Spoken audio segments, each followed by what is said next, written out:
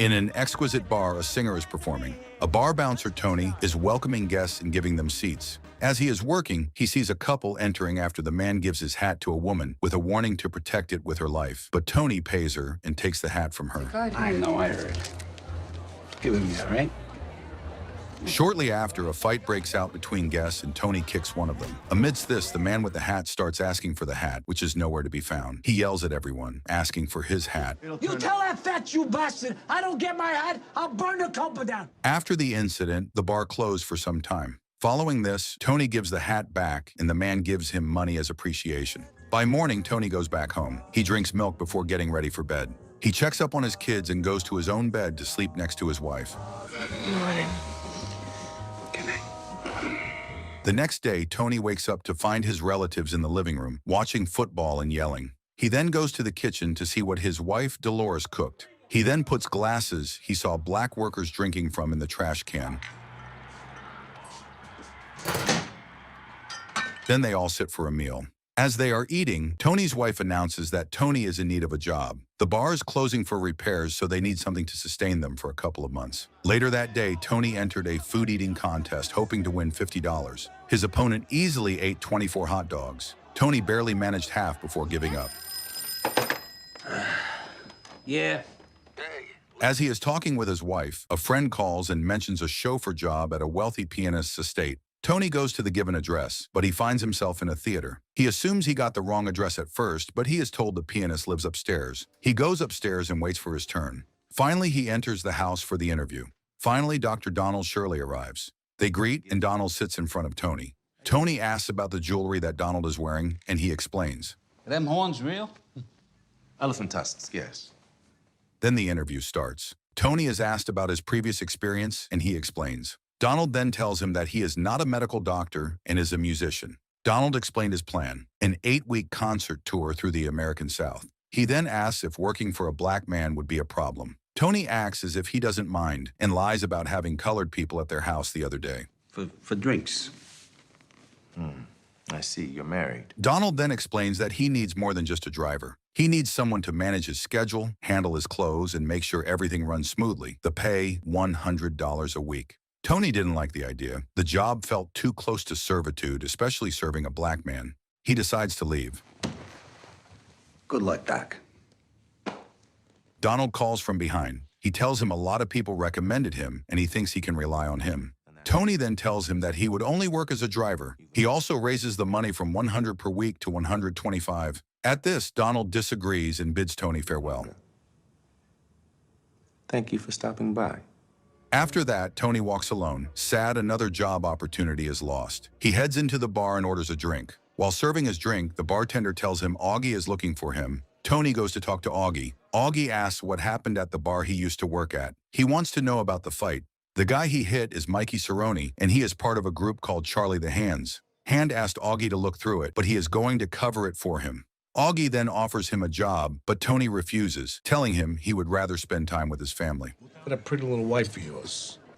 Nah, I'm good. After that, Tony goes to a pawn shop and gives his phone as collateral to get $50. He then goes home, and Dolores asks about the interview. Tony tells her that the doctor is not a real doctor, and he is a musician. He also explains what the house looks like. You should have seen this place, D. It was filled with statues and all kinds of fancy crap. When Dolores realizes that the doctor is black, she tells Tony he wouldn't have lasted a week with him anyway. But you wouldn't last a week with him. For the right money, I would. The next morning, Donald calls Tony and asks to talk to Dolores. Once she is on the phone, he asks if it would be okay to take Tony away from his family for 2 months. Dolores, despite not wanting Tony to be away, agrees. After the call ends, Tony tries to comfort her, telling her it is good money. 26 hot dogs every day. On the day of departure, Donald's team hands Tony a set of car keys and a small booklet called the Green Book. It lists restaurants, motels, and service stops where black travelers are welcome. Tony then says his goodbyes to his relatives and his sons. After that, Dolores approaches to say goodbye to her husband. She warns him to take care of himself and gives him the sandwich she packed for him and Donald. She then kisses him goodbye and warns that he better come for Christmas. You better be home for Christmas, or don't come home at all. Finally, Donald arrives. Tony is expected to put the suitcases in the car, but Tony refuses to. The housekeeper, glancing at him, puts them in. The road trip begins awkwardly. Donald sets strict rules. As they are driving, a car that is taking the other musicians approaches. Donald opens the window and talks to the other man in Russian. They agree to meet in Pittsburgh, and the car drives away.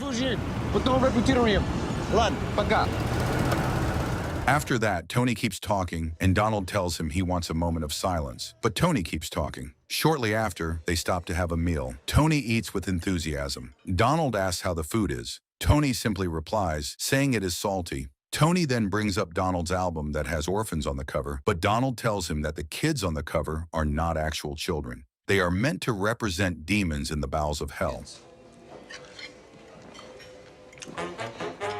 They continued their journey, and suddenly Tony decided to stop. When asked why he was stopping, he excused himself, saying he needed to urinate. Later that night, they reached their destination. Their first stop was Pittsburgh. They got into their hotel. Tony only saw from his window as Donald sat on his balcony, simply enjoying the night. Later, Donald approached Tony, who was waiting for him in the lobby. He gave him money, telling him he didn't need to ask if he needed to buy something, but to keep the receipts. He then led him to the room where he was going to be performing, but warned Tony that he needed to mind the way he talked. Yeah, I got my own problems. Now I gotta worry about what people think about the way I talk? He also told him that when he was introduced, Tony would be introduced too, but Tony's surname Vallelonga was a bit hard to pronounce. Donald proposed that he be called Tony Valle, but Tony refused to allow this and insisted he was going to be called Tony Vallelonga. He also gave the option of Tony Lip, but Donald didn't agree with this either. He told Tony that the people were genteel, and Tony the Lip was too worldly for them. All these high-class people, so much smarter than me. This made Tony angry. He told Donald that if the people couldn't pronounce his name, he would just wait outside and Donald could go in alone. Donald agreed and went in without him. Tony went outside and smoked alone, but he changed his mind and went inside. Please welcome the Don Shirley Trio.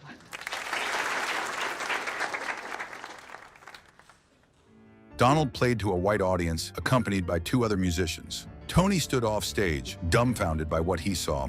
Donald's playing was amazing. The audience was equally enjoying the performance. Later, Tony gambled. When he came to the car, he found Donald waiting for him. He told him if he wanted extra money, he could just give it to him. But Tony thought it was better to win it. Then they continued their journey. The next day, Dolores received a letter from Tony. In the letter, Tony reassured his wife that he was fine and eating well. He also wrote about Donald's performance, telling her that it was not what he expected and was actually good. He also thought Donald was smart, and whenever he looked at him through the rearview mirror, he was always thinking. But it don't look fun to be that smart. I miss you. Meanwhile, Donald and Tony were on the road. Donald asked about the song Tony was playing. Tony asked if Donald could play it, but Donald thought it was complicated. He then asked Tony what his nickname, Tony Lip, meant. Tony explained that he could manipulate others into doing what he wanted them to do. Why are you smiling? What do you mean? Shortly after, they stopped at a store. Tony went inside to buy cigarettes. By the door, there was a display of rocks for sale. One stone was on the ground, and Tony picked it up and pocketed it. As he did this, the driver of the other musician, Oleg, saw him. When Tony came back, Donald told him he couldn't steal the stone. Tony argued, saying he didn't steal it and had just picked it up from the ground. Donald insisted that he pay for the stone or return it. Reluctantly, Tony returned the stone. Donald offered to buy him the stone, but Tony refused. You took all the fun out of it. On the next stop, Hanover, Indiana, Tony inspected the venue ahead of time and found the piano in terrible shape, dusty and full of trash. It was also not the kind of piano that Donald played on. He asked the staff about it. He told them the piano was not a Steinway, but Donald only played on a grand Steinway piano, and it was in his contract. Dr. Shirley. The Don Shirley Trio. They're playing tonight. The man brushed it off, saying that it didn't matter. Tony also mentioned that it was dirty, but when the man ignored the request, Tony, enraged, punched him on the spot. This made the man change his attitude. Later that night, Donald performed on a Steinway. After that, they drove to the next town. During the drive, Tony asked about Donald's family. Reluctantly, Donald told him that he had a brother. He also was married but couldn't keep the marriage because it was hard for him to manage it along with his music. Couldn't seem to manage both worlds. Tony then stopped to grab some fried chicken. Back in the car, Tony offered Donald chicken, but Donald didn't want to eat. Tony insisted, telling him that black people eat chicken. Donald, offended, told him that just because he was black didn't mean he enjoyed the same food and music as other black people. I'm not gonna get assaulted. You're missing the point. For you to make the assumption that Tony kept insisting he try it, and finally Donald relented. He accepted one and started eating. When he asked what to do with the bones, Tony told him to throw them out the window, and Donald did as he was told. There you go. Later that night, they stopped at a motel. They got into their own rooms to rest, but Donald went to a bar. Tony got called to the bar because Donald was in trouble. 3 men were harassing him. Tony arrived and threatened to shoot them. Finally, they let go of Donald and Tony took him away. Go. The following day, Donald performed with the others, and as always, it was good. The next day, they continued their journey, but suddenly the car broke down. They got off and Tony fixed the car. As he was doing so, Donald noticed a family of black people farming. They looked at him, amazed by the fact that a white man was working for him. The following day, they made another stop in Raleigh, North Carolina. The crowd was surprisingly warm, more welcoming than before, but the hospitality didn't last. When they sat for a meal, they revealed a special food made for Donald, and it happened to be fried chicken, following the common stereotype about black people. After his first number, Donald stepped backstage for a break and asked to use the restroom. The event staff refused. They pointed him toward a rundown outhouse designated for black people. It was degrading. Rather than argue, Donald asked Tony to take him back to the hotel to use the bathroom there. I don't make the rules down here. No.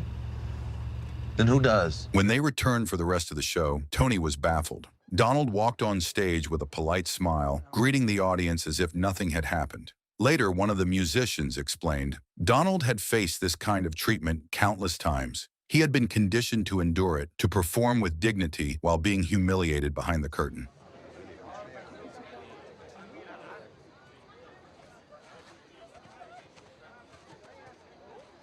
The next morning, Tony sat down to write a letter to his wife. When Donald read it, he didn't hold back. Tony's grammar and phrasing were clumsy at best, so Donald helped him refine it, crafting a heartfelt, poetic version from Tony's rough draft. When Dolores read the letter days later, she was deeply moved. And I will love you the rest of my life. Later, they stopped in Macon, Georgia. As they walked, Donald stopped to look at a suit. Donald encouraged him to try it, and they went in. Tony picked up a suit, and the seller, assuming it was for him, pointed him to the changing room. Then Tony handed the suit to Donald so he could try it on, but the seller followed him and took the suit from his hands. He told Donald that he couldn't try it on, but if he decided to buy it, they could tailor it to his size. Hearing this, Donald quietly walked out of the store. Later that night, Donald performed. After the performance, they got into their hotel. In his room, Tony received a call and was called to a hotel. It was the police who called him, and it was about Donald. Donald had been arrested in the swimming pool because he was found with a guy. Let him put his pants on. We talk about this? Sure, we could. Tony bribed the officers to let them go. He offered to buy them suits and gave them money. Finally, they let him go. When they got out, Donald was angry that Tony paid them off. The way they treated him was not right. Tony explained that if what happened got out, it would ruin his career. They argued and finally got in the car and drove away. Later, they checked into a hotel in Memphis. As they entered, Tony ran into a couple of old friends. They were surprised to see Tony working for a black man. One even assumed Tony must be desperate for cash and offered him a better job on the spot. Tony declined, firm but respectful. One of them asked him to meet at a local bar. Sorry, Doc. There's some friends from New York. Hey. That evening, as Tony stepped out, he found Donald waiting near the hallway. Donald assumed Tony was chasing a better offer, and in a moment of quiet insecurity, offered to double Tony's pay if he stayed. That also means a raise in pay. No. Tony quickly refused the raise because they had already agreed on $125 a week. He then reassured him he wasn't leaving. He'd stick with Donald until the tour wrapped up, no matter the money. Relieved, Donald relaxed. As he went down, Donald called from behind and apologized for the previous night, but Tony told him he could understand. I know it's complicated work. After the bar, Tony invited Donald to sit in the hotel lobby. There, over soft lighting and quiet chatter, Donald opened up. He shared the story of how he became a concert pianist. Donald's journey to becoming a concert pianist hadn't been typical. Years ago, while playing in a bar, a white pianist happened to hear him perform. Impressed by his skill, the man helped Donald land a job at a record label, playing classical music, a genre traditionally dominated by white musicians. That moment set the path Donald would follow for years. But I was persuaded by my record company to pursue a career in popular music. Since then, he has built his career on classical compositions. But Tony, watching how audiences reacted during each show, had a different take. He told Donald that people weren't just coming for Bach or Beethoven. They came to watch him play. He suggested Donald explore jazz, the kind of music that felt more alive, more personal. Tony believed that was where Donald's brilliance truly shone. Donald appreciated the encouragement. Not like I can. After their show in Memphis, the two hit the road again. Donald kept helping Tony write letters. Dolores and her family were touched by them. The words were beautiful. They say our great-great-great-grandfather helped Da Vinci with the Sistine Chapel. During a drive one day, they stopped for traffic lights, and Tony noticed a white couple staring at him. Without glancing, Tony gave them the finger and drove away. Meanwhile, Christmas was approaching, and Tony's family was getting prepared. Donald kept performing, amazing his audience with his talent. One night after a performance, Tony kept driving, but the trip was interrupted when they were pulled over by local police. The officers asked Tony to step out. What started as routine quickly turned ugly. One cop accused Donald of being a runaway and Tony of aiding him. Tony lost his temper and struck the officer. They were both thrown in jail. Excuse me, sirs. Perhaps you could let me out so that we could discuss the situation further. Inside the station, Donald calmly demanded an explanation. Why was he arrested when he had done nothing? The officers ignored him. They even made racial statements. Growing frustrated, he threatened to call his lawyer. They finally gave him a phone, thinking he didn't have a lawyer to call. In the cell, Donald yelled at Tony for losing his temper. He was going to miss his show, and it was all his fault. He tried to tell him that he could not use violence as an answer every time. Oh, and he called you. Moments later, the police chief answered a call. His tone changed immediately. Apologies poured out of him as he scrambled to release the two men. The officer who got hit refused at first, but the chief told him he better do it if he wanted to keep his job. And I'm telling you to get him the goddamn out! Who the hell did you call? Once back on the road, Tony asked who Donald had called. It turned out Donald had reached out to none other than the U.S. Attorney General's office, specifically the president's brother, Bobby Kennedy. That was who got them out. So what? That's what the guy gets paid for. What else he got to do? Tony laughed, stunned by the revelation. But the conversation soured when Tony, half joking, implied that he was blacker than Donald. Donald argued that just because Tony knew black culture didn't mean he was black. But Tony pushed back. He told him he had lived in a black neighborhood all his life and was still living there with his wife. But Donald had it easy. A big house, money, fame, the whole package. Donald went quiet, then asked Tony to pull over. What? What are you doing? Stepping out of the car, Donald confronted him. With emotion in his voice, he said Tony didn't understand. Yes, he had wealth, but behind the expensive clothes and the elegant home, he lived alone, isolated, caught between two worlds that didn't fully accept him. Despite his prestige, Donald lived in isolation. White society wouldn't befriend him, and many in the black community kept their distance, seeing his polished manner and formal speech as signs he had abandoned his roots. In truth, he belonged nowhere. Enough, and if I'm not mad enough, then tell me, Tony, what am I? Tony stood there quiet now, seeing for the first time that Donald's life wasn't one of privilege. It was a sad one. After the conversation, they got back on the road, heading to their final stop. Donald told Tony he needed to sleep. Tony said they could stop at the next hotel and he could sneak him into his room, but Donald refused to stay in an establishment that didn't welcome him. So they finally stopped at a hotel that also accepted black people. They got a double bed and stayed in the same room. Tony wrote a letter to Dolores. Donald offered to help, but the letter was already good. Thanks. As Donald prepared to sleep, Tony mentioned he should reconnect with his brother. Donald brushed it off, saying his brother knew where he was and would reconnect if he wanted to. Later that night, they stopped at an upscale restaurant in Birmingham. There, the pattern repeated. Donald was shown to a cramped waiting room near the kitchen.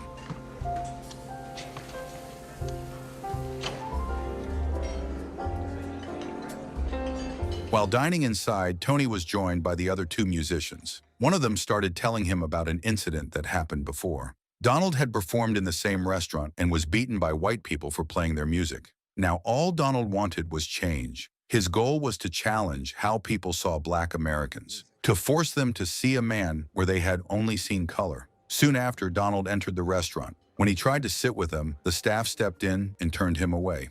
No Black guests allowed. This guy's saying Dr. Shirley can't eat here.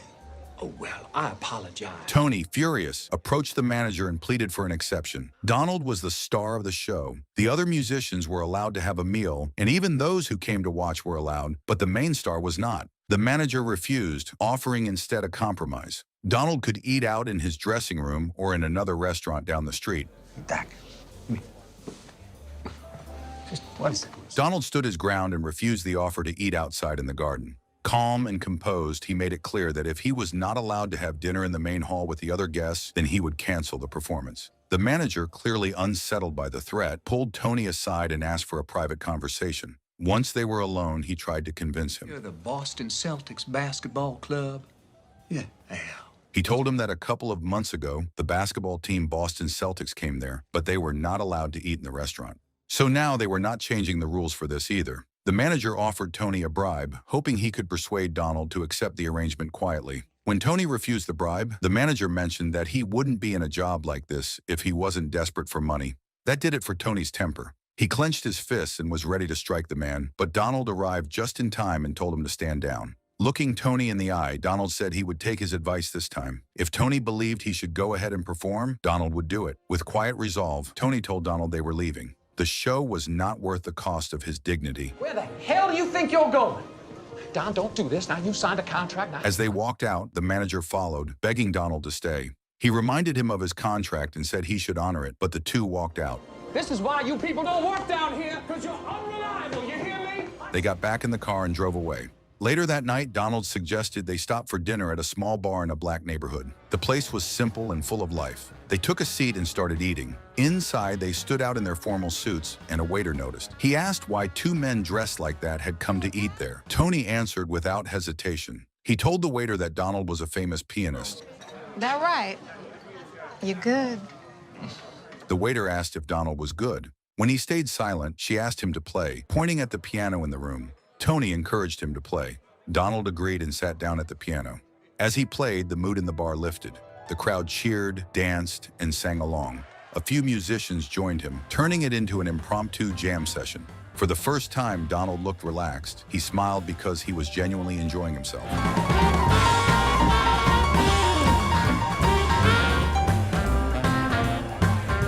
After the music and laughter faded, they went out to their car.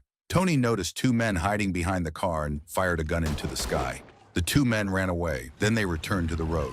It was Christmas Eve and a snowstorm had started. As they drove at night, they were stopped by a police officer. The back tire was flat. Tony got out to change it with the help of the officer. When they were done, the officer wished him a Merry Christmas, and they continued on the road. But Tony realized he could not drive anymore. He suggested finding a nearby place to stay for the night, but Donald insisted that they press on. Tony couldn't even keep his eyes open. He was tired, so Donald took the wheel and drove the final stretch himself. They eventually arrived at Tony's home. As they pulled up, Donald woke Tony, who was sleeping in the back seat, and told him he was home. Tony invited Donald to come inside and meet his family, but Donald refused. He wished Tony a Merry Christmas and left. Merry Christmas. When Tony entered his house, his family welcomed him warmly. His sons ran to hug him, and Dolores kissed him. Then they all sat around the table to eat. Back in his own home, Donald told his housekeeper to go to her family for the holiday. After she left, Donald sat alone. He took out the stone he had taken from Tony and placed it on the table.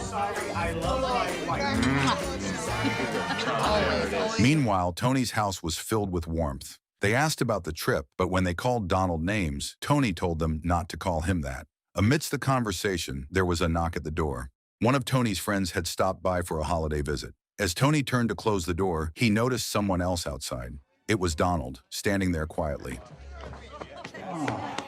Welcome. Tony lit up with joy and hugged him before welcoming him in. He introduced Donald to his family, who received him with unexpected warmth and kindness. He thanked Dolores for letting him borrow her husband, and Dolores even hugged him and thanked him for helping Tony write those heartfelt letters. Thank you for helping him with the letters.